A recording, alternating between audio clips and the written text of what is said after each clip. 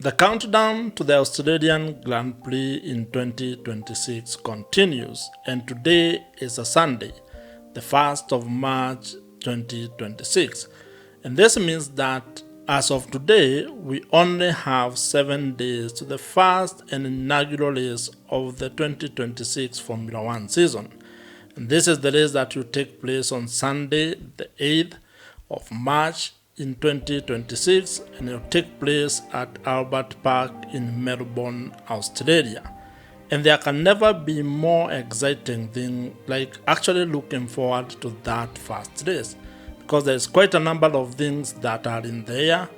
There are quite a number of questions that I have and you probably also have, and all those questions will be answered during that first race in Australia. And today being a Sunday, what this means is that a time like this next Sunday, you and I will be talking about an actual Formula One race. We will have a clear race that will have taken place, and we will probably be analyzing the performance of various teams, how the drivers performed, who was the top 3, and everything that comes with actually having a Formula One race. So it's actually a very exciting time, and I don't know about you, but I'm particularly looking forward to the race in Australia because it will be the start of the Formula One season in 2026. And what I would expect is that there will be a lot of stories and narratives that will actually evolve over the course of the season. But that can only happen if actually the actual season starts.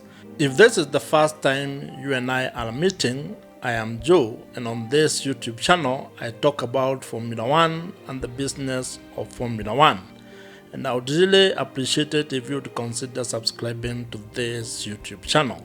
As we look forward to the first Formula One race in 2026, it's also important to acknowledge what is going on in the world.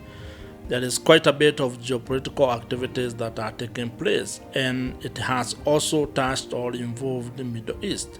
And what this means is that in terms of logistics, quite a number of teams and personnel are going to be affected, especially those who are seeking to actually connect their flights in Middle East, specifically either in Doha or Dubai, because the airspace being closed means that they would need to look for alternative routes. And this could also lead to some delays in terms of the arrival of people in Australia. But I hope this does not happen because that may affect how teams prepare for the first race of the season. But it's important to acknowledge that that's a challenge at this particular moment.